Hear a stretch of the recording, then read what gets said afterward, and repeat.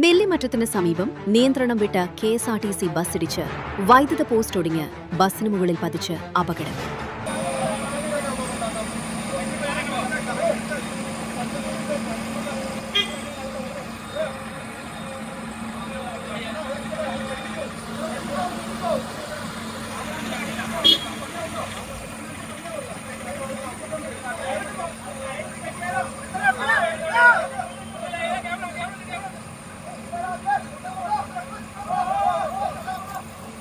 കട്ടപ്പന ഡിപ്പോയിൽ നിന്നും എറണാകുളത്തേക്ക് പോകുകയായിരുന്ന ബസ്സാണ് നെല്ലിമറ്റം കുത്തുകുഴി പള്ളിത്താഴത്ത് ദേശീയപാതയിൽ അപകടത്തിൽപ്പെട്ടത്.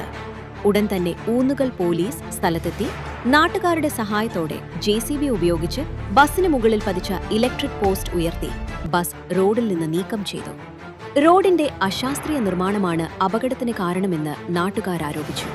ഇന്ന് രാവിലെ 10:30-നാണ് അപകടം നടന്നത്.